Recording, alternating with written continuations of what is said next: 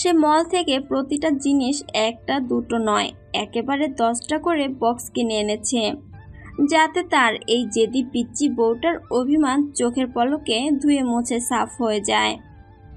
উজান ধীর পায়ে এগিয়ে গিয়ে সবগুলো রঙিন বক্স ঠিক মৌয়ের চোখের সামনে সাজিয়ে রাখলো। চকলেটের চেনা সুবাস পেয়ে মৌ আচমকা চমকে চোখ তুলে তাকালো, কিন্তু পরক্ষণেই উজানের দিকে তাকিয়ে আবারও নিজের মুখটা শক্ত করে নিল। কোনো কথা বলল না। উজান বিছানায় তার একদম কাছাকাছি গিয়ে হাঁটু গেড়ে বসলো। পিচ্ছি, হ্যাঁ পিচ্ছি, সরি আমার আম্মুর লক্ষ্মী বৌমা। পিচ্ছি, এবার একটু কথা বলো, আর কখনো এমনটা হবে না, প্রমিস। মৌ উজানের মুখে আম্মুর লক্ষ্মী বৌমা শুনেও নিজের জেদ বজায় রাখলো। সে আগের মতোই গাল দুটো ফুলিয়ে উজানের দিকে পেছন ফিরে উল্টো হয়ে বসলো। তবে তার চোখের কোণে তখন নোনা জল চিকচিক করছে। মনে হচ্ছে একটু নাড়া পেলেই বুঝি এখনই শ্রাবণের ধারার মতো গাল বেয়ে গড়িয়ে পড়বে। উজান এবার বিছানায় সরে গিয়ে সরাসরি ময়ের মুখোমুখি হয়ে বসলো। ময়ের নরম ফর্সা হাত দুটো জোর করে নিজের শক্ত হাতের তালুর ভাঁজে নিয়ে অত্যন্ত ফিসফিসিয়ে আকুল স্বরে আওড়ালো। হ্যাঁ পিচ্ছি, এভাবে চুপ করে থেকো না প্লিজ, কথা বলো না আমার সাথে। এই দেখো তোমার জন্য চকোলেট, আইসক্রিম, চিপস সব এনেছি, তবু কি কথা বলবে না আমার সাথে? আমি তো নিজ থেকে সরি বললাম, তবু ওভাবে গাল ফুলিয়ে বসে থাকবে? বলা মাত্রই মৌ তড়িৎ গতিতে উজানের হাত থেকে নিজের হাত দুটো টেনে সরিয়ে নিল। সে নিজের বড় বড় চোখ দুটো দিয়ে উজানের দিকে রাগী দৃষ্টি নিক্ষেপ করে ঝাঁজ নিয়ে প্রতিবাদ করে উঠল। সরি? কিসের সরি? হ্যাঁ, আপনি কি ভেবেছেন আমাকে এই দুটো চকলেট, আইসক্রিম আর চিপস এনে দিলেই আমি আমার সব কষ্ট ভুলে যাব? আমি আপনার সাথে জীবনেও আর কথা বলবো না। আপনি কেন ওই কলেজের শাকচুন্নিটাকে ওভাবে নিজের বুকের সাথে জড়িয়ে ধরেছিলেন? উজান ময়ের মুখে নিজের সাবেক প্রেমিকার নাম শাকচুন্নি শুনে আর মনের ভেতরে চেপে রাখা হাসিটা আর ধরে রাখতে পারল না। সে ফিক করে হেসে দিল। তারপর বিদ্যুৎ গতিতে এগিয়ে গিয়ে মৌকে এক ঝটকায় কোলে তুলে নিজের মুখোমুখি বসিয়ে দিল। মৌ কিছু বুঝে ওঠার আগেই উজান তার মুখের উপর এসে পড়া এলোমেলো চুলগুলো আলতো করে সরিয়ে দিল এবং বিছানার পাশ থেকে একটা ক্লিপ নিয়ে পরম যত্নে মৌয়ের চুলগুলো উঁচু করে একটা সুন্দর খোপা বেঁধে দিল। খোপা বাঁধা শেষ করে উজান মৌয়ের নাকের ডগায় একটা মৃদু টোকা দিয়ে বলল, পিচ্ছি, ইদানিং তুমি কিন্তু বড্ড অলস হয়ে যাচ্ছ। এত সুন্দর সিল্কি চুলগুলোর এই 12টা বাজিয়েছ কোন সাহসে শুনি? রোজ সকালে আমি নিজে তোমার এই চুলগুলো বেঁধে দিই, তবুও একটু চুলগুলো ক্লিন রাখতে পারো না? নাকি এখন থেকে তোমার চুল ক্লিন করার দায়িত্ব আমাকে নিতে হবে? মৌ উজানের এই বেমক্কা বকা আর চতুরতা দেখে রাগে আরো লাল হয়ে গেল। সে উজানের কোল থেকে নেমে বুক লক্ষ্য করে নিজের ছোট ছোট হাত দিয়ে দুটো কিল বসিয়ে দিল। আপনি অনেক খারাপ। আপনি আমার অভিমান না ভাঙিয়ে উল্টো এখন আমাকেই অলস বলে বকা দিচ্ছেন। থাকবো না আমি আপনার সাথে, চলেই যাব আমি এখন এখান থেকে। থাকতে পারবে আমায় ছাড়া? থাকতে পারবো না বলেই তো এমন করছেন। যেদিন সত্যি সত্যি চলে যাব সেদিন ঠিকই বুঝবেন। উজান তার প্রতি উত্তরে আর কোনো কথা বলল না। সে জানে এই পিচ্চিটাকে মুখের কথায় শান্ত করা যাবে না। উজান বেশ কিছু সময় গভীর চোখে মৌয়ের ওই নিষ্পাপ মুখখানার দিকে তাকিয়ে রইল। তারপর বিছানায় রাখা বক্সগুলো থেকে মৌয়ের সবচেয়ে প্রিয় চকলেট আইসক্রিম বের করলো। তারপর আইসক্রিমটা একদম মৌয়ের মুখের সামনে ধরলো। প্রিয় আইসক্রিম চোখের সামনে দেখা মাত্রই মৌয়ের ঠোঁটের কোণে এক চিলতে মিষ্টি হাসি ফুটে উঠতে চাইল। তবে সে পরক্ষণেই নিজেকে সামলে নিয়ে নিজের জেদ বজায় রাখলো। আইসক্রিমটা নিজের হাতে নিল না।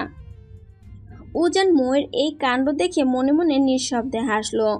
মৌ যদিও তার উপর অভিমান করে মুখখানা অন্যদিকে ঘুরিয়ে রইল, কিন্তু আইসক্রিমের চেনা সুবাস পেয়ে ইতিমধ্যে তার জিভে জল চলে এসেছে। মৌয়ের এই লোভ সামলানোর চেষ্টা দেখে উজান এবার খানিকটা তার কানের কাছে ঝুঁকে পড়ল। অত্যন্ত নিচু ফিসফিসানি স্বরে আওড়ালো, কি হলো মিসেস চৌধুরী, আপনি কি নিজে থেকে এটা খাবেন নাকি আমি নিজেই? উজানের কথা শেষ হওয়ার আগেই তড়িৎ গতিতে উজানের হাত থেকে আইসক্রিমটা কেড়ে নিল মৌ। তারপর মুখ বাঁকিয়ে নিজের মনেই কপ কপ করে আইসক্রিম খেতে লাগলো। উজান এবার শব্দ করে হেসে দিল। মৌ উজানের হাসির দিকে পাত্তা না দিয়ে চোখ মুখ কুঁচকে পরম তৃপ্তিতে আইসক্রিম খাওয়ায় ব্যস্ত হয়ে পড়ল। তবে পুরোটা সময় উজান কিন্তু এক পলকের জন্য চোখ সরালো না। তার গভীর দৃষ্টিটাই স্থির হয়ে লেপ্টে রইল কেবলই তার এই অবুঝ পিচ্চি বউটার উপর। হঠাৎ মৌ বলে ওঠে, লাভ ইউ প্রফেসর সাহেব। উজান মোয়ের দিকে তাকিয়ে মুচকি হাসলো। তার কপালে লেপ্টে থাকা চুলগুলো আলতো করে সরিয়ে দিয়ে ফু দিল। মৌ আইসক্রিম খেতে খেতে এক পলক তাকালো। অতঃপর উজান ভ্রু যুগল কুচকে জিজ্ঞেস করলো, চকোলেট আইসক্রিম চিপস এনে দেওয়ার জন্য তো বললে? মৌ খিলখিল করে হাসলো।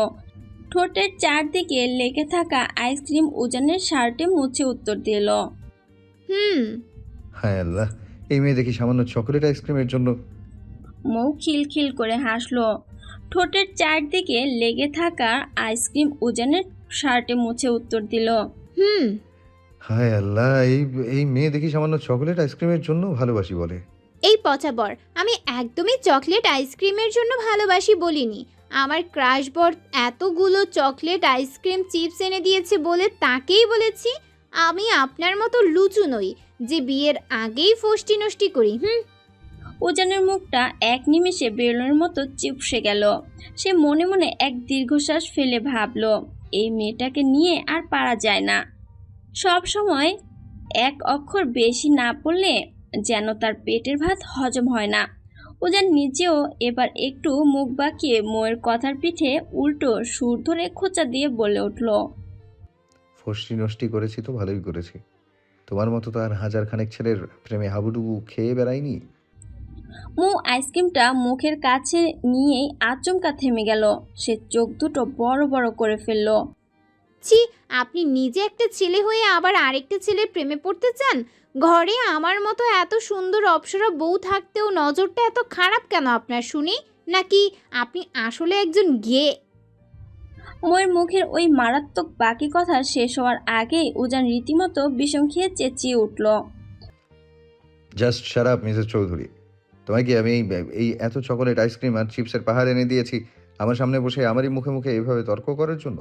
মৌ এক ভেঙচি কেটে বলল, সত্যি কথা শুনলে তো সবার গায়ে একটু জ্বালা ধরবেই, এটাই স্বাভাবিক। আর শোনেন মিস্টার খাটাস, আপনি মোটেও এই এত কিছু আমায় এনে দেননি। আপনি তো আমায় সবার সামনে নিজের বউ বলে স্বীকারই করতে চান না। এগুলো সব আমার ওই ড্যাশিং আর ক্রাশ বর উজান চৌধুরী এনে দিয়েছে আমায়। আর আমি শুধু আমার বরের কথাই শুনবো। আপনার মতো খাটাস লোকের এখানে কোনো দরকার নেই। উজান নিজের নাক কুচকে চরম বিরক্তি নিয়ে তাকালো। ফাজিল মেয়ে একটা। ফাজিল শব্দটা শোনা মাত্রই ময়ের ফর্সা মুখের রং মুহূর্তের মধ্যে পাল্টে লাল হয়ে গেল। সে হাতের আইসক্রিম চট করে শেষ করে দ্রুত সোজা হয়ে দাঁড়ালো। তারপর নিজের কোমরে হাত গুজে গলার স্বর সপ্তমে চড়িয়ে কর্কশ কণ্ঠে প্রতিধ্বনি করে উঠল, আপনি ফাজিল, আপনার 14 গোষ্ঠী ফাজিল। খচ্চর লোক বউকে ভালোবাসে না, শুধু কথায় কথায় বকে। উজান চরম বিস্ময়কর দৃষ্টিতে কিছু সময় এই পুচকে মেয়ের রণচণ্ডী রূপের দিকে তাকিয়ে রইল। তারপর নিজের গলার স্বর খানিকটা উঁচু করে মুখ ভাঙিয়ে উত্তর দিল, বউ? Like seriously? তুমি বউ নও, তুমি বউ নামের অ্যাটম বোম। হ্যাঁ, এখন তো আমাকে অ্যাটম বোম মনে হবেই। ঘরে এত সুন্দর বউ থাকতে বাহিরে ফষ্টি নষ্টি করতে পারেন কি না?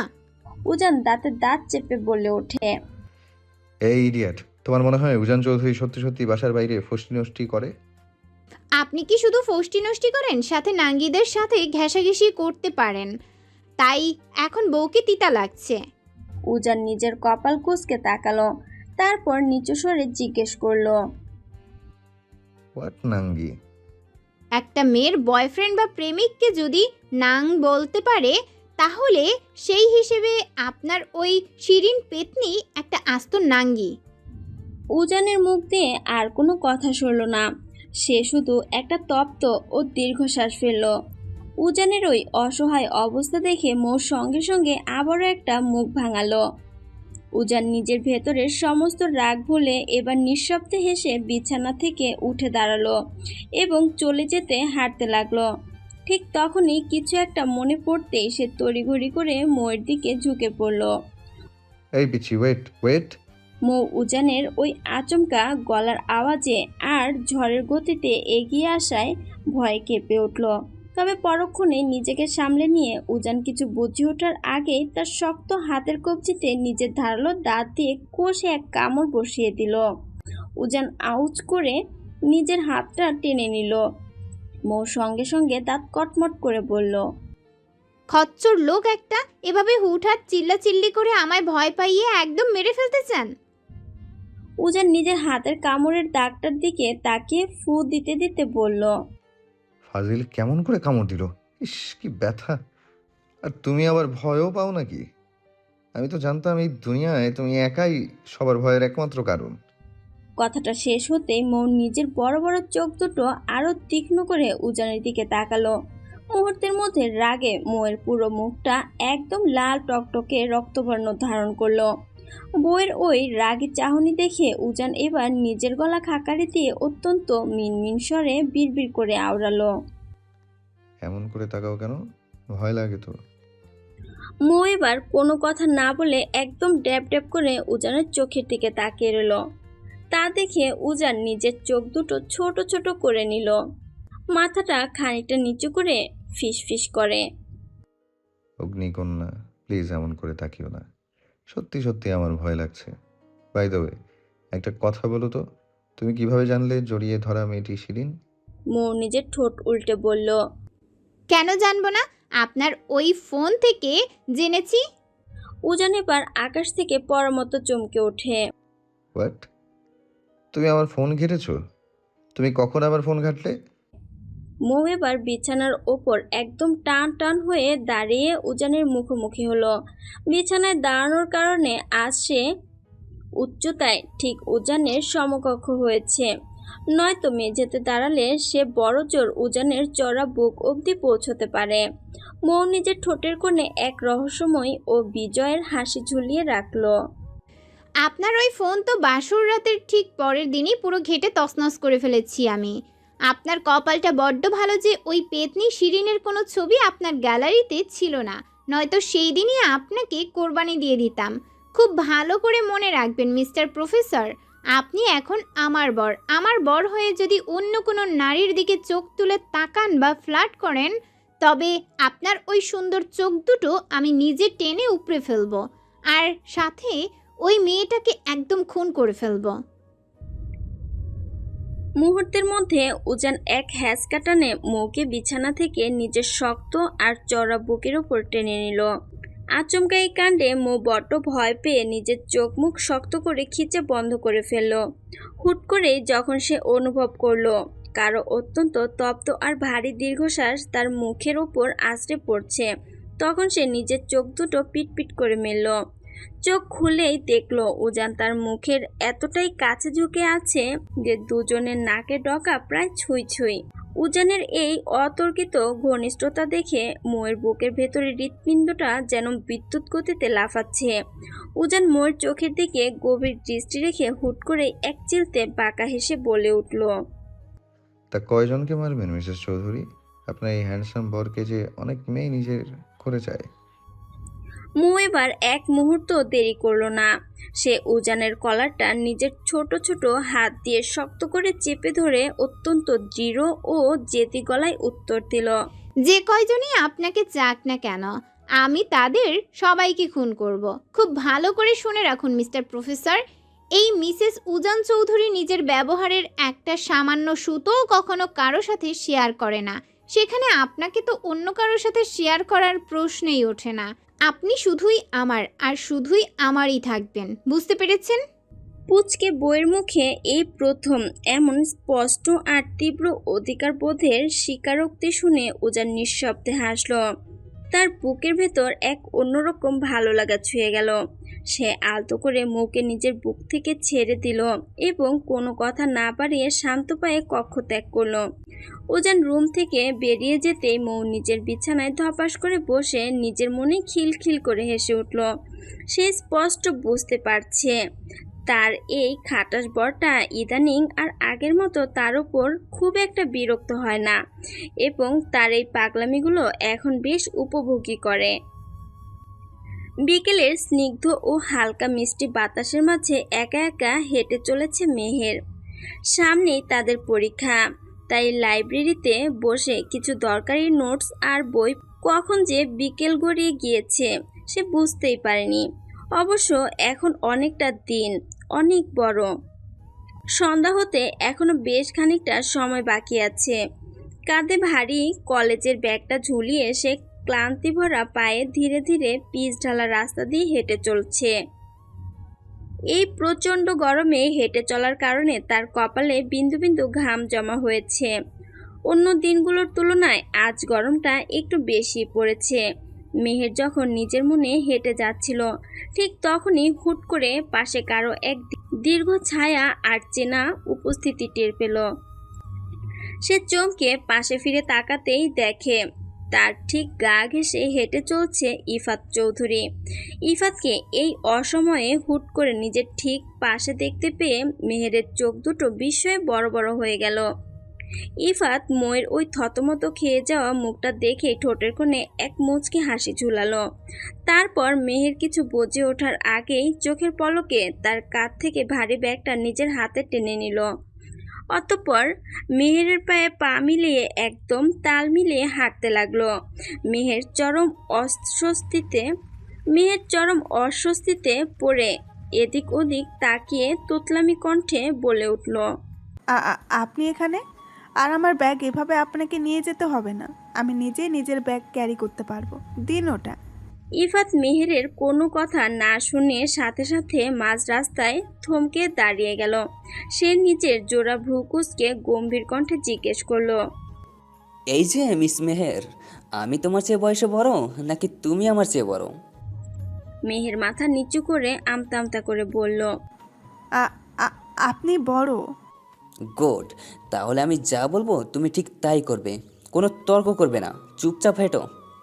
ইফাত আবার হাঁটতে শুরু করে আলতো আলতো হেসে বলল, আর একটা গুড নিউজ শোনো, আমি কিন্তু এখন থেকে নিয়মিত বাবার সাথে অফিসে যাব। আজকেও গিয়েছিলাম, প্রথম দিন তো তাই কাজগুলো বুঝতে একটু কষ্ট হয়েছে, তবে ধীরে ধীরে সব ঠিকঠাক হয়ে যাবে, কি বলো? মেহের নিজের শুকনো ঢোক গিলে অত্যন্ত নির্লিপ্ত গলায় উত্তর দিল। সেটা আমাকে কেন বলছেন? ইফাত এক পলক মেহেরের ম্লান মুখের দিকে তাকালো। তোমাকে বলবো না তো কাকে বলবো শুনি? আমি কিভাবে জানবো কাকে বলবেন? আর প্লিজ আমার ব্যাগটা এবার আমায় দিয়ে দিন। ভাই আমাকে বলে দিয়েছে রাস্তায় চেনা অচেনা কোনো ছেলের সাথে যেন বেশি কথা না বলি। এক মুহূর্ত ব্যাগটা নিজের কাছে রাখলো না ইফাত। সে সজোরে মেহেরের হাতে তার ব্যাগটা ধরিয়ে দিল। তবে মেহেরের এই রুক্ষ উত্তর শুনে ইফাতের মনটা একটুও খুশি হলো না, বরং তার পুরো মুখটা কালো হয়ে গেল। মেয়েটা তাদের বাসা থেকে নিজেদের বাড়িতে চলে আসার পর থেকে কেন যেন আবারও কেমন জানি চেঞ্জ হয়ে গিয়েছে।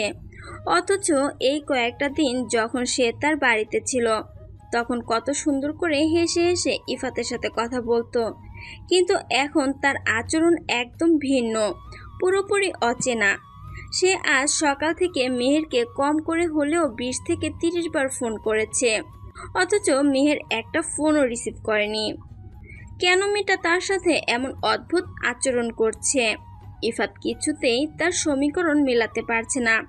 ইফাত একটু এগিয়ে গিয়ে মৃদু কণ্ঠে ডাকলো, ফুলকন্যা। মেহের মনের ভেতর এক তীব্র ধাক্কা খেয়ে চমকে তাকালো। সে মনে মনে ভাবলো, এই লোকটার সাথে সে যত দূরত্ব বজায় রেখে চলতে চায় লোকটা ঠিক ততটাই তার কাছাকাছি চলে আসে। সে কিভাবে এই পাগল মানুষটাকে বোঝাবে যে তার মনের গভীরে মেহেরকে নিয়ে যে আশা ও রঙিন স্বপ্ন বাসা বেঁধেছে তা পূরণ হওয়া এই সমাজে একদম অসম্ভব। ইফাত মুখে নিজের ভালোবাসার কথা সরাসরি প্রকাশ না করলেও মেহের তার ওই চোখের ভাষা খুব ভালো করেই বুঝতে পারে। ইফাতের মনে মেহেরের জন্য কি গভীর অনুভূতি চলছে তা সে স্পষ্ট টের পায়, আর ঠিক সেই কারণে সে দূরত্ব বজায় রাখে। তবুও এই মানুষটা কেন যেন তার থেকে দূরে সরে যায় না। মেহেরকে ওভাবে চুপচাপ দাঁড়িয়ে থাকতে দেখে ইফাতের কণ্ঠস্বর এবার বড্ড অসহায় শোনালো। সে আবারও জিজ্ঞেস করলো। ফুলকন্যা, তুমি কি আমার উপর খুব বেশি বিরক্ত? মেহের মাথা নাড়িয়ে নিচু স্বরে বলল, কই না তো, বিরক্ত হব কেন? তাহলে আমাকে এভাবে সারাক্ষণ অ্যাভয়েড করো কেন? তুমি কি জানো তোমার করা এই অ্যাভয়েড আমি একদম নিতে পারি না। তোমায় আর সকাল থেকে আমি কতগুলো ফোন করলাম, অথচ তুমি একটাবারও আমার ফোনটা রিসিভ করলে না। তুমি কি একবারও ভেবে দেখেছো এতে আমার মনটা কতটা হার্ট হয়েছে, আমি কতটা কষ্ট পেয়েছি? ইফাতের এই তীব্র আকুলতা আর কষ্টের কথা শুনে মেহেরের বুকটা যেন ভেঙে চুরমার হয়ে গেল। সে নিজের চোখের অশ্রু লুকানোর জন্য অপরাধীর মতো মাটির দিকে তাকিয়ে মাথা নিচু করে রইল। তার মুখ থেকে একটি শব্দ বের হলো না। ইফাত মেহেরের একদম মুখোমুখি দাঁড়িয়ে তার এক হাত আলতো করে ধরতে চাইল। তার কণ্ঠে তখন অনুনয়। ফুলকন্যা, প্লিজ কিছু তো বলো। কিন্তু এবার মেয়ের একটা কথাও বলল না। সে নিজের হাতটা সরিয়ে নিয়ে ছলছল চোখে ইফাতের দিকে তাকালো। ঠিক তখনই তার নজর গেল কিছুটা দূরে দাঁড়িয়ে থাকা সাব্বিরের ওপর। সাব্বিরকে দেখা মাত্রই মেহের যেন এক মস্ত বড় বাঁচার উপায় খুঁজে পেল। সে আর এক সেকেন্ডও ইফাতের সামনে দাঁড়ালো না, বরং তড়িৎ গতিতে দৌড়ে সরাসরি সাব্বিরের কাছে চলে গেল। ইফাত মাঝ রাস্তায় একা দাঁড়িয়ে অসহায় শূন্য দৃষ্টিতে কিছু সময় মেহেরের চলে যাওয়ার দিকে তাকিয়ে রইল। তার বুকের ভেতরটা এক তীব্র যন্ত্রণায় মুচড়ে উঠল। সে কোনোভাবেই এই মেয়েটাকে বোঝাতে পারছে না যে মেহেরের প্রতি তার এই তীব্র টান কোনো সাময়িক মোহ নয়, এটা তার হৃদয়ের একদম গভীর থেকে সৃষ্টি হওয়া এক পবিত্র অনুভূতি। ইফাত নিজের অতীতে অনেক মেয়ের সাথেই তো মিশেছে, অনেক রিলেশনশিপও করেছে, কিন্তু মেহেরের জন্য কেন তার ভেতরটা এমন ব্যাকুল হয়ে ওঠে? কেন মেহেরকে একটু না দেখলে, তার সাথে একটা দিন কথা না বললে মনটা ভীষণ অস্থির হয়ে যায়? এই তীব্র ছটফটানি তো সে আগে কখনো কারোর জন্য অনুভব করেনি। কিন্তু মেহের মনের এই আকুলতা কথাটুকু কিভাবে কিন্তু নিজের মনের এই আকুল কথাটুকু সে কিভাবে ওই অবুঝ মেয়েটাকে বোঝাবে? তা ভেবেই ইফাত এক তপ্ত ও দীর্ঘশ্বাস ফেলে ওখানেই দাঁড়িয়ে রইল। কিন্তু সে চেষ্টা করবে, যেভাবেই হোক অবুঝ মেয়েটাকে নিজের করে ছাড়বে। দেখতে দেখতে দীর্ঘ একটা সপ্তাহ চোখের পলকে কেটে গেল। এই এক সপ্তাহে কত কিছুই না বদলে গিয়েছে। শুধু বদলায়নি উজানময়ীর মাঝের সম্পর্ক আর ইফাত মেহেরের মধ্যকার সেই যন্ত্রণাদায়ক দূরত্ব। মেহের গত এক সপ্তাহ ধরে টুকটাক যাওয়া কথা বলতে ইফাতের সাথে, কিন্তু গত 2 দিন ধরে সে একদমই কথা বলা বন্ধ করে দিয়েছে। এমনকি ইফাত রোজ তার কলেজের সামনে বাইক নিয়ে দাঁড়িয়ে থাকে বলে মেহেরের পরীক্ষা থাকা সত্ত্বেও সে গত 2 দিন ধরে কলেজে যাওয়া পর্যন্ত বন্ধ করে দিয়েছে। মেহেরের এই চরম অবহেলা আর দূরত্ব নিতে পারছিল না ইফাত, তাই আজ সে সব বাধা ভেঙে সোজা মেহেরের ফুপুর বাসার নিচে এসে বাইক নিয়ে দাঁড়িয়ে আছে।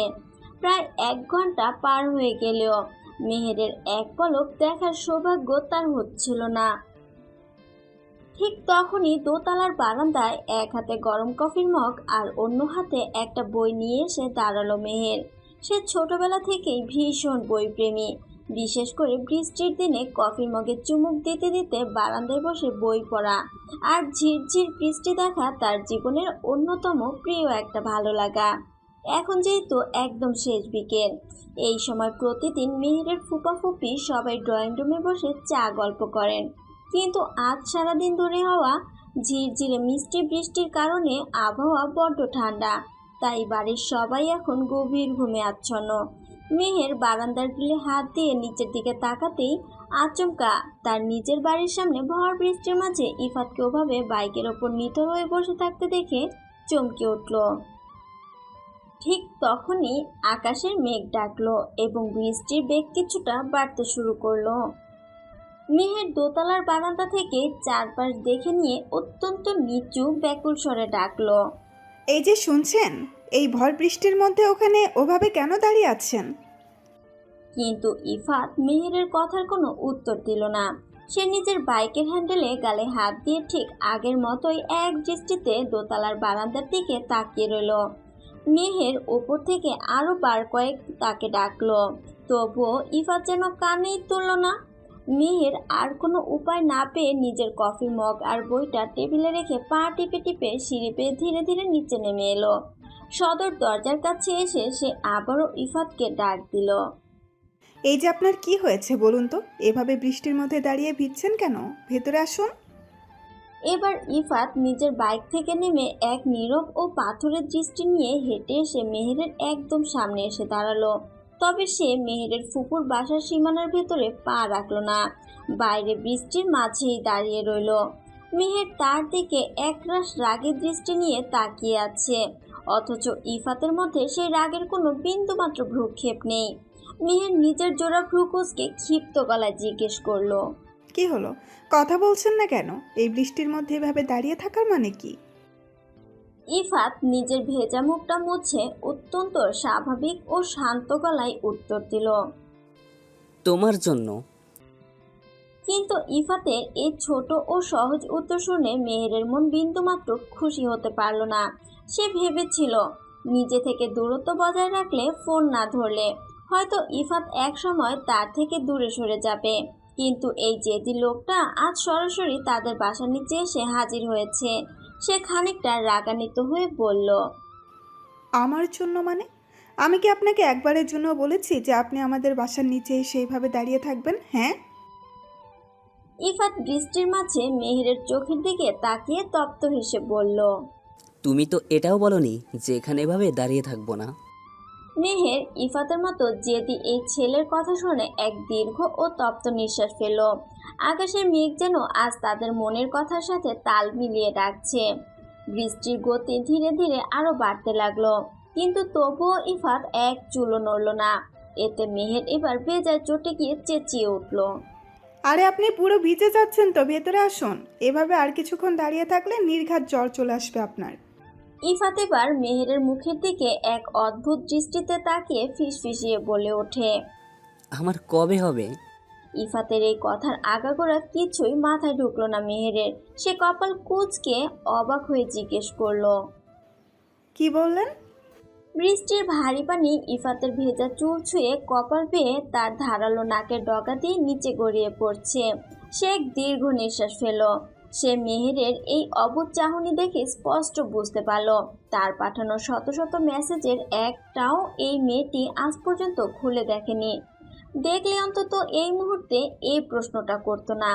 ইফাত নিজের মনেই হাসলো। দুনিয়ায় তার চেয়ে কম ধৈর্যশীল ছেলে বোধহয় দুটো নেই, অথচ এই মেহের নামের মেয়েটার বেলায় তার ভেতরে এত ধৈর্য, এত অপেক্ষা কোত্থেকে আসে সে নিজেও জানে না।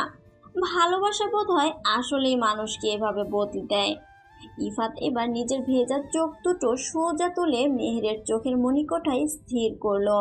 পরম আকুলতা ও ভালোবাসায় মাখানো কণ্ঠে এক নিঃশ্বাসে বলে উঠল, ভীষণ ভালোবাসি তোমায় ফুলকন্যা।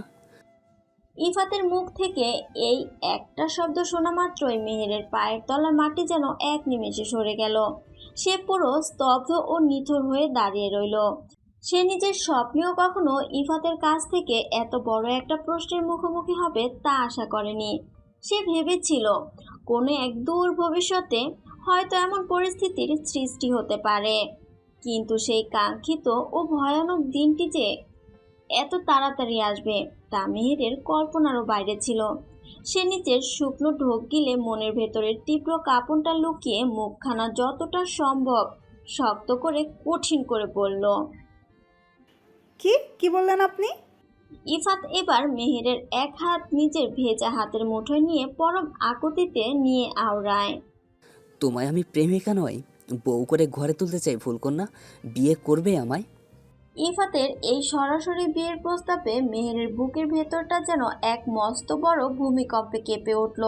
তার শরীরে আর দাঁড়িয়ে থাকার মতো কোনো শক্তি অবশিষ্ট রইল না। এই কাঙ্ক্ষিত প্রশ্নের উত্তর সে কি দেবে তা কিছুতেই ভেবে পেল না সে। তার নিজের অতীতে সেই অন্ধকার অতীত, সমাজের সেই চাবুক আর নিজের কলঙ্কের কথা এক নিমিষে তার চোখের সামনে ভেসে উঠল। সে নিজের চোখের জলটুকু কোনো মতে চেপে রেখে আমতা আমতা করে কাপা গলায় বলল, আপনি যেটা চাচ্ছেন সেটা কোনোদিন পসিবল নয়, তাই চলে যান এখান থেকে, আর কোনোদিন আসবেন না আমার সামনে। এই বলেই ইফাতের মুখের সামনে মেহের দরজা আটকে দিল। ইফাত কিছু সময় সেভাবেই তাকিয়ে রইল। সে কিভাবে বাঁচবে মেয়েটাকে ছাড়া? মেয়েটাকে কোনো দিনই বুঝবে না তার গভীর ভালোবাসা। প্রফেসর সাহেব, I love you so much. পড়ার টেবিলের খাতার ওপর 2 হাত রেখে নিজের চিবুকটা ঠেকিয়ে হুট করেই অত্যন্ত মিষ্টি সুরে উজানের দিকে তাকিয়ে কথাটা বলে উঠল মৌ। উজান তখন হাতে কলম নিয়ে অত্যন্ত মনোযোগ দিয়ে ফিজিক্সের একটা ম্যাথ মৌকে বোঝাচ্ছিল। মৌয়ের মুখ থেকে এমন অসময়ে রোমান্টিক বাণী শুনে উজান নিজের হাতের কলমটা টেবিলের উপর খটাস করে রাখলো। তারপর চোখ দুটো বড় বড় করে কড়া গলায় ধমকে উঠল, থাপ্পড় দিয়ে তোমার সব কয়টা দাঁত ভেঙে দেবো বেয়াদব মেয়ে। দিন দিন ফাজিল হয়ে যাচ্ছ। পড়াশোনার সময় এইসব আজাইরা ফালতু কথা তোমার এই পুচকে মাথায় কি করে আসে? হ্যাঁ, চুপচাপ যে ম্যাথটা করাচ্ছি ওটাতে মনোযোগ দাও। উজানের এমন রাগান্বিত ধমক খেয়ে মৌ নিজের মুখটা বেলুনের মতো চট করে চুপসে নিল। পড়াশোনা জিনিসটা তার ছোটবেলা থেকেই বরাবরই চরম অপছন্দের। সে তো মনে মনে ভেবেছিল যখন বিয়েটা হয়েই গেছে তখন অন্তত এই খাতা কলমের অত্যাচার থেকে চিরকালের মতো মুক্তি পাবে। কিন্তু এখন তো দেখছে পুরো উল্টো পূরণ। খৎবরের কাছে প্রতিদিন রাতে তাকে টিউশনি পড়তে হচ্ছে। উজান প্রায় ঘন্টাখানেক ধরে মৌকে একটা মাত্র ম্যাথ বোঝানোর আপ্রাণ চেষ্টা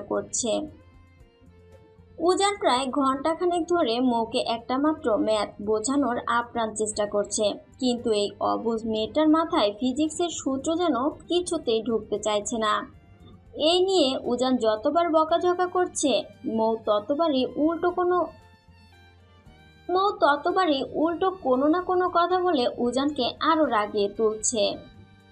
মৌ এবার নিজের একটা ফর্সা গাল উজানের দিকে বাড়িয়ে দিয়ে সব কটা দাঁত কেলিয়ে হেসে বলল, এই যে থাপ্পড় দিতে চাইলেন না, দেন থাপ্পড়। তবে আমার একটা শর্ত আছে, থাপ্পড় দেওয়ার পর কিন্তু আমাকে জড়িয়ে ধরে ভালোবাসি বলতে হবে। উজান নিজের কপালে হাত দিয়ে এক দীর্ঘশ্বাস ফেলল। সে গলার স্বর কিছুটা নরম করে বলল, প্লিজ পিচ্ছি, আর ফাজলামো না করে একটুখানি পড়াশোনা নিয়ে সিরিয়াস হও তো। তোমার সামনে পরীক্ষা। এমন অবস্থা হলে ভালো রেজাল্ট তো দূর, তুমি পরীক্ষায় টেনে টুনে পাশ করতে পারবে কিনা তা নিয়ে আমার সন্দেহ হচ্ছে। মৌ নিজের ঠোঁট উল্টে বলল, আমার কোনো দরকার নেই পরীক্ষায় পাশ করার। 2 দিন পর আপনার বাচ্চার মা হয়ে আপনার ঘর সংসার আর বাচ্চা কাচ্চা সামলে তাদের ঠিকমতো মানুষ করতে পারলেই আমার জীবন ধন্য। ফিজিক্সের সূত্র দিয়ে আমার কি হবে শুনি? মৌয়ের মুখে এইটুকু বয়সে সরাসরি বাচ্চা কাচ্চা মানুষ করার কথা শুনে উজান এবার চরম বিষম খেল। সে নিজের চোখ রাঙিয়ে টেবিল ছেড়ে উঠে দাঁড়িয়ে যায়। দাঁড়াও ফাজিল মেয়ে, তোমাকে আজ আমি মজা দেখাচ্ছি। কিন্তু উজান কিছু করার জন্য এগিয়ে আসার আগেই মৌ খিলখিল করে হেসে টেবিল ছেড়ে এক লাফে উঠে দাঁড়ালো। সে নিজের ওড়নাটা সামলে নিয়ে হুট করে রুমের দরজার দিকে এক দৌড় দিল। উজান তড়িঘড়ি করে বিছানার পাশ থেকে চিৎকার করে উঠল, এই পিচ্ছি, দৌড়িও না, পড়ে গিয়ে ব্যথা পাবে। সত্যি সত্যি বলছি, দাঁড়াও। মৌ উজানের সেই উপকারী বারণ নিজের কানেই তুল না। সে যেই না হাসতে হাসতে দরজার কাছাকাছি পৌঁছলো অমনি ঠাস করে শক্ত মেঝের ওপর আছাড় খেয়ে পড়ে গেল। উজান আর 1 সেকেন্ডও দেরি না করে ঝড়ের গতিতে এগিয়ে গেল। মৌ মেঝেতে পড়ে গিয়ে বোকার মতো ফেল করে উজানের মুখের দিকে তাকিয়ে রইল। মনে মনে ভাবলো, ইস, কেন যে এই খিটখিটে মানুষটার কথা শুনতে গেল না। এখন তো সত্যিই খুব ব্যথা পেল। উজান কোনো কথা না বলে অত্যন্ত সাবধানে নিজের 2 হাত দিয়ে মুখে পাজা কোলে তুলে নিল। তারপর ধীরে এনে বিছানার ওপর বসিয়ে দিল। সে নিজের দাঁতে দাঁত চেপে রাগটা নিয়ন্ত্রণ করে নিল। আমার কথা শুনো না কেন বলো তো? এত তেরামি কে করে শুনি? নারী এমন একটা শব্দ যা শুরুই হয়েছে না দিয়ে, তারপরেও কিভাবে আশা করেন যে আপনাদের কথা আমরা অক্ষর অক্ষরে শুনবো? কথাটা বলেই মৌ নিজের সব কষ্ট বলে আবারও ফিক করে হেসে দিল। উজান তার দিকে এক তীব্র ও রাগী চ্যামড়া দৃষ্টি নিক্ষেপ করতেই সে চট করে নিজের মুখে হাত দিয়ে চুপ হয়ে গেল। মৌ এবার খানিকটা উজানের দিকে ঝুঁকে এসে চোখ টিপে ফিস ফিস করে জিজ্ঞেস করলো, রাগ করলেন? আস্ত একটা নির্লজ্জ মেয়ে তুমি। এত বড় আচার খেয়ে ব্যথা পেলে অথচ এখানে বসে বসে রাত খেলাচ্ছ। সারাদিন ফোন দেখে যত সব আজগুবি আর তেরা কথা শেখা হয়, তাই না? আজ থেকে তোমার ফোনে সম্পূর্ণ হাত দেয়া নিষিদ্ধ, ব্যান। উজান কড়া সুরে বলল। মৌ এবার উজানের শার্টের কলারটা আলতো করে টেনে ধরে আদুরে গলায় বলল, লাভ ইউ শাশুড়ির হ্যান্ডসাম ছেলে। উজান এবার নিজের দুই হাত দিয়ে মাথা চেপে ধরে বিছানার কোণে বসে পড়ল। এই মেয়েটাকে কোনো ব্যাকরণ বা ফিজিক্সের সূত্র দিয়ে সামলানো তার পক্ষে কোনোভাবেই সম্ভব নয়। সে মৌয়ের এই মিষ্টি যন্ত্রণাদায়ক অত্যাচারে অতিষ্ঠ হয়ে বিছানা থেকে উঠে দাঁড়ালো। আর এক মুহূর্ত দাঁড়ালো না, সে দ্রুত পা ফেলে রুম থেকে বাইরে গেল। রাত তখন অনেক গভীর। পুরো চৌধুরী বাড়ি এখন নিস্তব্ধতায় ডুবে আছে। উজান রুম থেকে বেরিয়ে নিজের ভেতরের অস্থিরতা কমাতে ধীর পায়ে বাড়ির পেছনে থাকা সেই পুরনো পুকুর পাড়ের দিকে এগিয়ে গেল। এই জায়গাটা একসময়, বিশেষ করে তার স্কুল কলেজ লাইফে ভীষণ প্রিয় ছিল। একা একা বসে চাঁদ দেখা আর ডায়েরি লেখার এক মস্ত বড় আশ্রয় ছিল এই পুকুর পাড়। তবে 14 বছর আগে সেই কাল রাতের পর থেকে এখানে আর তেমন একটা আশা হয় না তার। উজান যখন পুকুর পাড়ের ঘাটে গিয়ে দাঁড়িয়ে এক দীর্ঘ নিঃশ্বাস ফেলল, ঠিক তখনই তার মনে হলো পেছনে ছায়ার মতো কেউ একজন দাঁড়িয়ে আছে। সে সাথে সাথে সজোরে পেছন ফিরে তাকালো, দেখলো মৌ ঠিক চোরের মতো পা টিপে টিপে তার পিছু পিছু এত দূর চলে এসেছে। তাকে ওভাবে দেখে উজান নিজের জায়গায় স্থবির হয়ে রইল। প্রবলেম কি তোমার? মাঝরাতে এভাবে চোরের মতো আমার পিছু পিছু আসার মানে কি? একটু আগে মাত্র আচারকে ব্যথা পেয়েও তোমার একটু শিক্ষা হয়নি? মৌ ধীর পায়ে হেঁটে এসে উজানের একদম সামনে দাঁড়ালো। সে নিজের পায়ের আঙুলের উপর ভর দিয়ে একটু উঁচু হয়ে উজানের মুখের কাছাকাছি নিজের মুখটা নিয়ে গেল। তারপর একগাল হাসি ফুটিয়ে আওড়ালো, ওহ, আমার দুলহা যান যেখানে, ওনার এই পুচকে বউটাও ঠিক ওনার পিছু পিছু সেখানে আসবে। ফাজলামি করো না পিচ্ছি, অনেক রাত হয়েছে, এখনই রুমে যাও। যাব না। কি করবেন আপনি শুনি? দেখো পিচ্ছি, আমার মাথাটা অলরেডি গরম হয়ে আছে। দয়া করে আমার রাগটা আর বাড়িও না। যাও এখান থেকে। তোমার এই সারাদিনের যন্ত্রণা আর পাগলামি আমি আর নিতে পারছি না। উজান কথাটি কিছুটা চড়া সুরে বলতেই ময়ের মুখের সেই চপল হাসিটা এক নিমিষে মিলিয়ে গেল। সে অত্যন্ত করুণ ও অসহায় চোখে উজানের চোখের দিকে তাকিয়ে ভাঙা গলায় জিজ্ঞেস করলো, আমি কি আপনাকে শুধু সারাদিন যন্ত্রণাই দেই? আপনাকে একটুও ভালোবাসি না? ময়ের এই বুক ভাঙা অসহায় স্বরের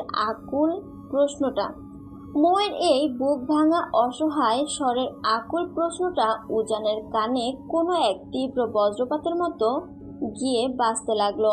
সে খুব ভালো করে টের পাচ্ছে তার এই রুক্ষ আর কঠিন কথায় মেয়েটা বড্ড বেশি কষ্ট পাচ্ছে। কিন্তু উজানের নিজেরও তো আজ কিছু করার নেই। যে মেয়েটাকে সে নিজের মনের ভেতর থেকে ভালোবাসতে পারছে না, যাকে নিজের অর্ধাঙ্গিনী হিসেবে এখনো মেনে নিতে পারছে না, তাকে মিছে মায়ার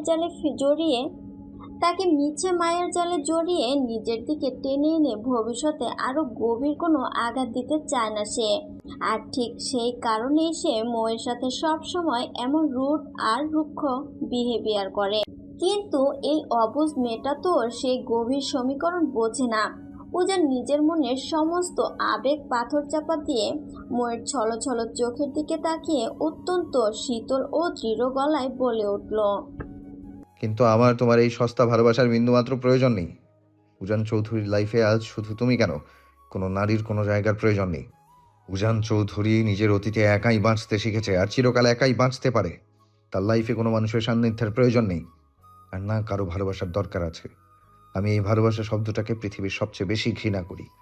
এই একটা মাত্র মিথ্যে শব্দ একসময় আমার পুরো লাইফটা তছনছ করে ধ্বংস করে দিয়েছিল। আমি আমার জীবনে আর দ্বিতীয়বার এই ধ্বংসলীলা দেখতে চাই না। সো প্লিজ আমাকে আমার মতো একটু একা থাকতে দাও, আমি তোমায় রিকোয়েস্ট করছি। উজানের মুখ থেকে ঘৃণা আর একলা থাকার এই নিষ্ঠুর দাবি শোনা মাত্রই মোয়ের চোখের বাঁধ ভেঙে গেল। তার দু চোখ বেয়ে অজস্র অশ্রুধারা গাল বেয়ে টপ টপ করে নিচে পড়তে লাগলো।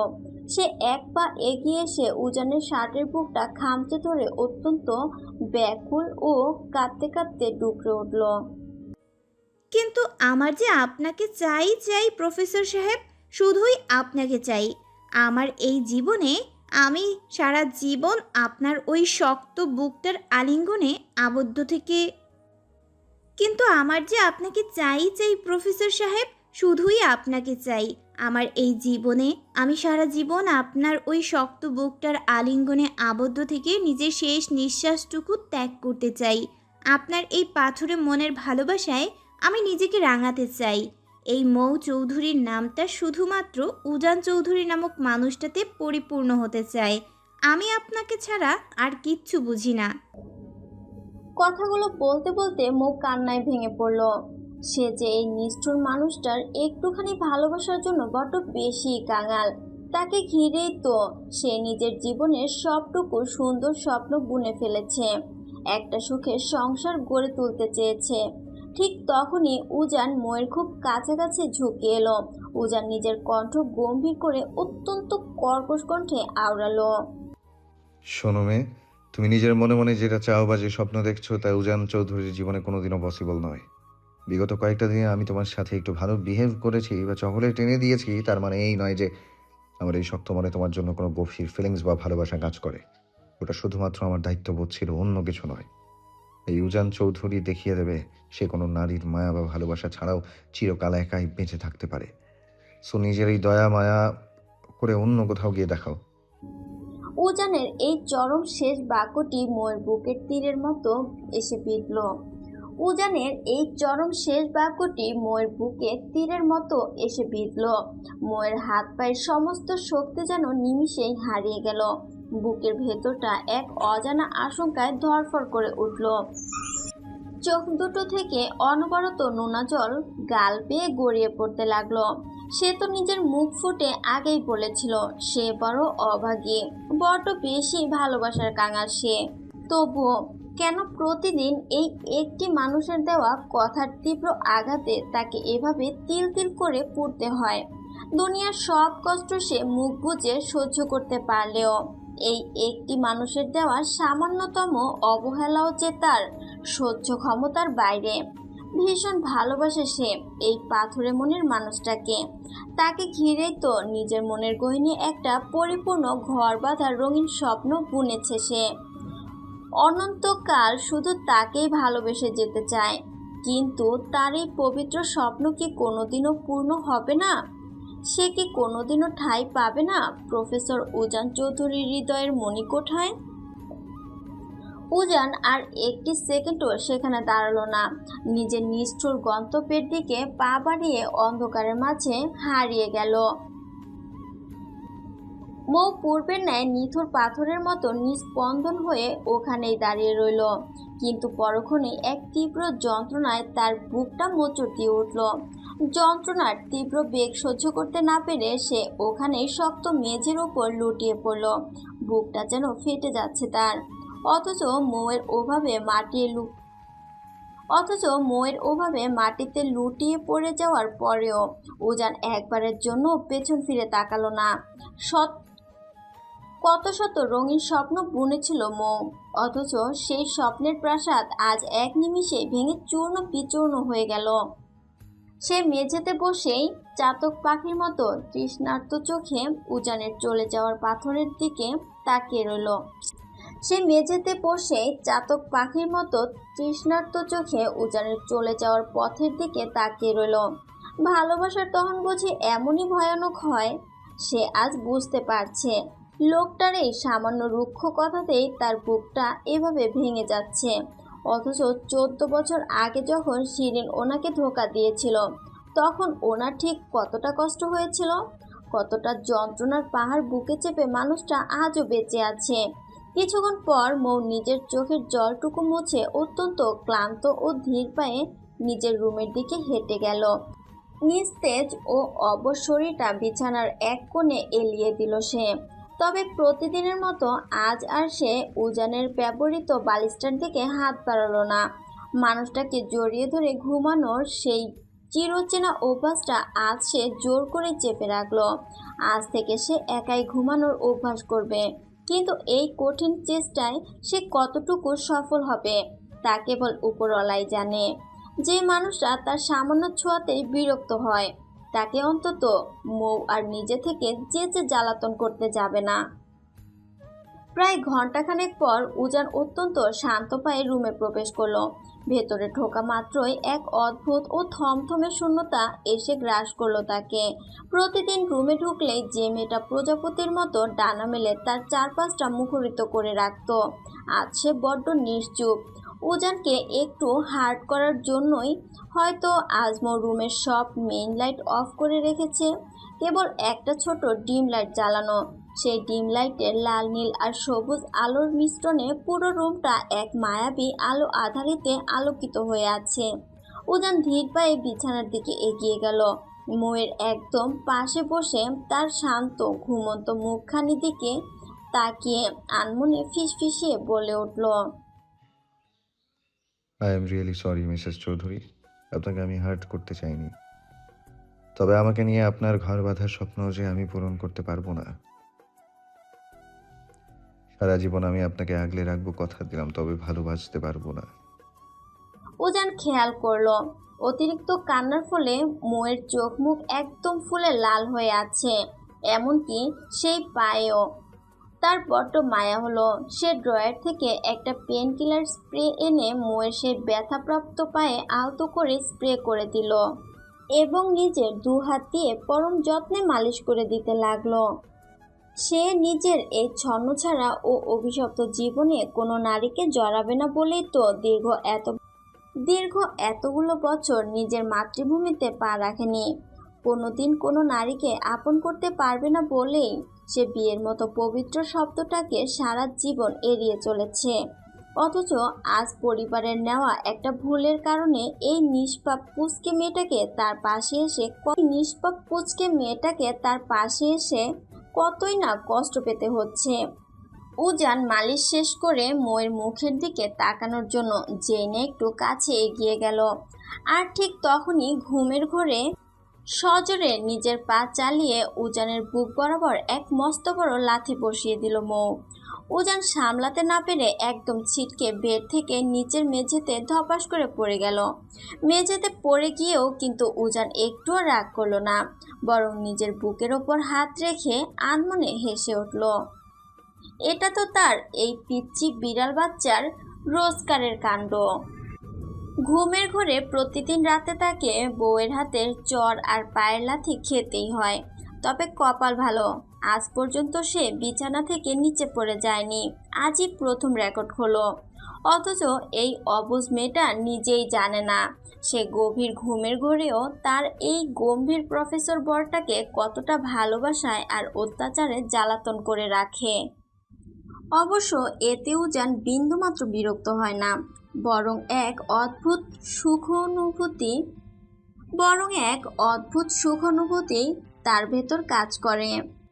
উজান মেঝে থেকে ধীরে ধীরে উঠে দাঁড়ালো, তারপর আবারও বিছানায় এগিয়ে গিয়ে অত্যন্ত সাবধানে মৌয়ের নরম কোমরটা নিজের শক্ত 2 হাতে আঁকড়ে ধরল এবং এক হ্যাঁচকা টানে তাকে নিজের চড়া বুকের মাঝে জড়িয়ে নিল। উজানের সেই পরিচিত ও উষ্ণ ছোঁয়া পাওয়া মাত্রই মৌ ঘুমের ঘোরে এক তৃপ্তির নিঃশ্বাস ফেলে কোনো এক অবুঝ পাখির বাচ্চার মতো উজানের বুকের ভেতর নিজের পরম সুখ খুঁজে নিয়ে শান্ত হয়ে গেল। পরের দিন সকাল, উজান নিজের কালো বাইকটা নিয়ে যেই না ভার্সিটির মেইন গেট দিয়ে ভেতরে ঢুকলো, অমনি ক্যাম্পাসের সাধারণ স্টুডেন্ট থেকে শুরু করে লেডি টিচাররা পর্যন্ত সবাই হাঁ করে তার দিকে তাকিয়ে রইল। করিডোরের এক কোণে দাঁড়িয়ে আড়াল থেকে উজানের এই রাজকীয় এন্ট্রি তার মেয়েদের ওই হাঁ করে তাকিয়ে থাকা পাহারা দিচ্ছিল মৌ। করিডোরের এক কোণে দাঁড়িয়ে আড়াল থেকে উজানের এই রাজকীয় এন্ট্রি আর মেয়েদের ওই হাঁ করে তাকিয়ে থাকা পাহারা দিচ্ছিল মৌ। মুখে সে কাল রাতে বলেছিল বটে যে উজানকে আর বিরক্ত করবে না, কিন্তু এই পাগল মানুষটাকে চোখের আড়াল করে রাখা কি আর তার পক্ষে সম্ভব? সকালবেলা ঘুম থেকে ওঠার পরও সে উজানকে ইচ্ছে মতো জ্বালিয়ে এসেছে, আর এখন আবার এখানে চোরের মতো লুকিয়ে পাহারা দিচ্ছে। ময়ের মতে বাইরের এই ডাইনি মেয়েগুলোর অনেকগুলো চোখ তার হ্যান্ডসাম বরের ওপর লোলুপ দৃষ্টিতে তাকিয়ে আছে, কিন্তু এই মিসেস উজান চৌধুরী বেঁচে থাকতে ওসব অন্য মেয়েদের ডাল গলতে সে কিছুতেই দেবে না। উজান বাইকটা পার্কিংয়ে রেখে নিজের পার্সোনাল কেবিনের দিকে যেই না পা বাড়াবে, ঠিক তখনই ঝড়ের গতিতে এসে তার সামনে পথ আগলে দাঁড়ালো শিরিন। শিরিনও আসলে এই একই কলেজে নতুন জয়েন করা ম্যাম। অবশ্য এই স্বনামধন্য কলেজে তার জয়েন করার একমাত্র প্রধান কারণই হলো উজান চৌধুরী। উজানকে যে কোনো মূল্যে নিজের জীবনে ফিরে পাওয়ার এক নতুন কুৎসিত উপায় এটি। শিরিন আজ একটা জমকালো লাল রঙের শাড়ি পরে চড়া মেকআপ নিয়ে একদম সেজেগুজে উজানের সামনে এসে দাঁড়ালো। উজান ধীর পায়ে হেঁটে আসছিল, কিন্তু শিরিনকে সামনে দেখা মাত্রই সে তার দিকে এক পলক না তাকিয়ে সোজা তাকে পাশ কাটিয়ে চলে গেল। পুরো করিডোরে বেশ কয়েকজন স্টুডেন্ট আর স্টাফ তাদের দিকে তাকিয়েছিল, ফলে সবার সামনে এমন অপেক্ষায় চরম অপমান বোধ করলো শিরিন। সে রাগে, ক্ষোভে আর দুঃখে আবারও তড়িৎ গতিতে উজানের পিছু নিল এবং সোজা তার পার্সোনাল কেবিনে গিয়ে পৌঁছালো। উজান নিজের কেবিনে ঢুকে সবেমাত্র চেয়ারে হেলান দিয়ে বসেছিল, ঠিক তখনই অনুমতি ছাড়া ধরফড় করে রুমে আগমন ঘটল শিরিনের। তাকে ভেতরে ঢুকতে দেখা মাত্রই উজানের জোড়া ভ্রু কুঁচকে কপাল চড়া হয়ে গেল। সে নিজের চোখের সানগ্লাসটা টেবিলের উপর রেখে রাগান্বিত দৃষ্টিতে বাঘের মতো গর্জন তুলে চেঁচিয়ে উঠল। এই কালনাগিনী, তুই কার পারমিশন নিয়ে আমার পার্সোনাল কেবিনে ঢুকেছিস? হ্যাঁ, তোকে কি আমি এখানে আসার কোনো রাইট দিয়েছি? Just get out. শিরিন উজানের এমন রুক্ষ ব্যবহারে বিন্দুমাত্র দমে না গিয়ে উল্টো নিজের ওড়নাটা ঠিক করে বলল, জাস্ট সেট আপ উজান। তুমি সব সময় আমার সাথে এমন মিসবিহেভ কেন করো বলো তো? আমি মানলাম 14 বছর আগে তোমাকে আমি ছেড়ে চলে যাওয়ার জন্য তুমি বড্ড বেশি কষ্ট পেয়েছিলে, তাই বলে আজ এত বছর পরও তুমি আমার সাথে রোজ এমন থার্ড ক্লাস আচরণ করবে? উজান নিজের চেয়ার ছেড়ে বিদ্যুৎ গতিতে টেবিলের ওপাশে এসে দাঁড়িয়ে কড়া গলায় ধমকে উঠল। You just shut up Shirin. তোর মতো একটা চরিত্রহীন আর খচ্চর মেয়ে চলে যাওয়ার জন্য উজান চৌধুরীর নিজের লাইফে কোনোদিনও 1 সেকেন্ডের জন্য কষ্ট পায়নি, মনে রাখিস। সো বেশি নাটক না করে এখনই আমার কেবিন থেকে দূর হ। Just get out from here. কিন্তু উজানের এই সিংহস্বরূপ রাগে কণ্ঠস্বরেও শিরিনের মাঝে কোনো ভ্রুক্ষেপই হলো না। সে নিজের জায়গায় নির্লজ্জের মতো দাঁড়িয়ে রইল। হঠাৎ করে সে আরো এক পা এগিয়ে গিয়ে উজানের একদম গা ঘেঁষে দাঁড়ালো। এত রেগে যাচ্ছ কেন বেবি? আমি তো তোমায় আজও ঠিক আগের মতোই ভালোবাসি। চলো না, অতীত ভুলে আমরা দুজনে আবারও নতুন সব কিছু শুরু করি। ভালোবাসি আর নতুন করে শুরু করার এই নির্লজ্জ প্রস্তাব শোনা মাত্রই উজানের মাথার রগ দপদপ করে উঠল। সে আর এক মুহূর্ত নিজের রাগ নিয়ন্ত্রণ করতে পারল না। বিদ্যুৎ গতিতে এগিয়ে গিয়ে নিজের এক হাত দিয়ে শিরিনের গলা শক্ত করে চেপে ধরে তাকে দেয়ালের সাথে ডলে ধরল উজান। নিজের দাঁতে দাঁত পিষে চোখ দুটো লাল করে কটমট স্বরে বলল, এই কালনাগিনী, ভালোবাসি ওয়ার্ডটা যদি তোর এই অপবিত্র মুখ দিয়ে আর একবারও রিপিট করিস, তবে তোকে আমি এখানেই খুন করে মাটিতে পুঁতে দেব। আর তুই কি বললি? সব কিছু নতুন করে শুরু করবি? Like seriously? তোর কি মনে হয় প্রফেসর উজান চৌধুরীর তোর মতো একটা অন্যের ফেলে দেওয়া সেকেন্ড হ্যান্ড জিনিসের প্রতি বিন্দুমাত্র কোনো ইন্টারেস্ট বা রুচি আছে?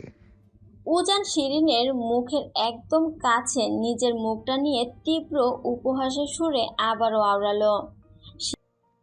যেখানে আমার নিজের ঘরে অলরেডি একটা লাল টুকটুকে আসমানের ডানা কাটা পরীর মতো পবিত্র বউ রাজত্ব করছে, সেখানে আমি তোর মতো একটা থার্ড ক্লাস আর সস্তা মেয়ের দিকে চোখ তুলে তাকাবো?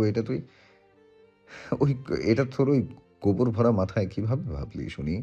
শিরিন উজানের ওই লোহার মতো শক্ত হাতের খাঁচায় আটকে গিয়ে দম বন্ধ হওয়ার উপক্রম হলো। সে নিজেকে ছাড়ানোর জন্য মরিয়া হয়ে ছটফট করতে লাগলো। উজান তাকে এক ঝটকায় দূরে ছুঁড়ে মারলে সে মেঝেতে পড়ে গিয়ে কোনো মতে নিজের গলা চেপে ধরে কাশতে লাগলো। হঠাৎ করেই উজানের মুখ থেকে নিজের ঘরের বউ আর আসমানের পরীর কথা শোনা মাত্রই শিরিন আকাশ থেকে পড়ার মতো তীব্র চমকে সোজা হয়ে তাকালো। উজান চৌধুরী বিয়ে করেছে, অথচ সে নিজেই এই খবর জানে না। সে বড় বড় চোখ করে জিজ্ঞেস করলো, বউ মানে? তুমি বিয়ে করেছো উজান? কবে? কখন? কাকে বিয়ে করলে তুমি? উজান নিজের ঠোঁটের কোণে এক চরম বিজয়ের হাসি ঝুলালো। সে প্যান্টের পকেটে দুই হাত গুজে পা ফেলে আবারও নিজের সেই ঘূর্ণায়মান চেয়ারটায় গিয়ে বসলো।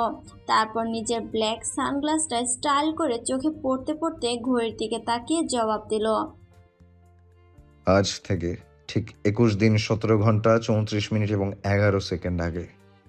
আর রুজান চৌধুরী কোনো থার্ড ক্লাস মেয়েকে নয়, একটা কিউট বিড়ালের বাচ্চার মতো পুচকি পরীকে নিজের বউ বানিয়েছে। So stay away from me miss Shirin, নয়তো পরের বার শুধু গলা টেপাতে শেষ হবে না, মাইন্ড ইট। শিরিন এবার চিৎকার করে উঠল, কি? বিয়ে করছো মানে? আমি মানি না তোমার এই বিয়ে। উজান, তোমার বউ শুধু আমি হব, আর কেউ নয়। ভালো করে মাথায় ঢুকিয়ে নাও। উজান খানিকটা সামনের দিকে ঝুঁকে এসে বাঁকা হাসি ফুটিয়ে আওড়ালো, প্রফেসর রুজান চৌধুরী একবার ইউজ করা টিস্যু কখনো দ্বিতীয়বার ইউজ করে না। তোর মতো থার্ড ক্লাস মেয়েকে তো কোনো জন্মেও নয়। উজান চৌধুরীর লাইফে অলরেডি একটা পরী রাজত্ব করছে, সেখানে তোর মতো মেয়ের নোংরা ছায়া তো ভুলেও আর আমার উপর পড়বে না। এরপরেও যদি নেক্সট টাইম তুই আমাকে বা আমার পার্সোনাল লাইফে কোনো রকম ডিস্টার্ব করতে আসিস, তবে আমার ওই বিড়ালের বাচ্চাকে তোর পেছনে লেলিয়ে দেব। উজান চৌধুরীর হাত থেকে হয়তো তুই কোনো মতে বেঁচে ফিরলেও ফিরতে পারিস, কিন্তু মিসেস উজান চৌধুরীর হাত থেকে তোর ছাড়া পাওয়ার বিন্দুমাত্র সম্ভাবনা নেই, মাইন্ড ইট। কথাটা শেষ করতেই উজান আর কোনো সুযোগ না দিয়ে শিরিনকে এক প্রকার ধাক্কা দিয়ে নিজের কেবিন থেকে বের করে দিল। তারপর ধীর পায়ে এসে নিজের ঘূর্ণায়মান চেয়ারটায় আরাম করে বসলো। নিজের দুই চোখ বন্ধ করে এক স্বস্তির দীর্ঘশ্বাস ফেলল সে। অতঃপর ঠোঁটের কোণে এক চিলতে মৃদু হাসি ফুটিয়ে শান্ত স্বরে আওড়ালো, পিচ্ছি এদিকে এসো। কিন্তু কেবিনের ভেতর থেকে কোনো সাড়া শব্দ এলো না। উজান আগের মতোই চোখ বন্ধ রাখা অবস্থাতেই এবার গলার স্বর কিছুটা গম্ভীর করে বলে উঠল, কি হলো, পুচকে বিড়ালের বাচ্চা নিজে থেকে লক্ষ্মী মেয়ের মতো সামনে আসবে, নাকি আমি নিজে গিয়ে টেনে নিয়ে আসবো? কড়া নির্দেশ শোনা মাত্রই কেবিনের এক কোণে থাকা বড় পর্দার আড়াল থেকে গুটি গুটি পায়ে ভেজা বিড়ালের মতো বের হয়ে এলো মৌ। তার ড্যাব ড্যাব করা বড় বড় চোখ দুটোতে তখন এক আকাশ বিস্ময় আর কৌতূহল। সে উজান এই কেবিনে আসার অনেক আগেই এখানে এসে লুকিয়েছিল, অথচ মানুষটা চোখ বন্ধ রেখেই তাকে এক নজর না দেখেই এক নিখুঁতভাবে বুঝে ফেলল মৌ এখানেই আছে। উজান এবার নিজের চেয়ার ছেড়ে উঠে দাঁড়ালো। সে মৌয়ের সামনে গিয়ে এক ঝটকায় মৌকে দু হাতে উঁচু করে তার সামনে থাকা বড় টেবিলটার উপর বসিয়ে দিল। তারপর সে নিজে আবারও নিজের চেয়ারটায় গিয়ে আরাম করে বসলো। মৌ তখনও উজানের এই জাদুকরী কাণ্ডের দিকে পুরো হাঁ করে অবাক দৃষ্টিতে তাকিয়ে আছে দেখে উজান শব্দহীন হাসলো।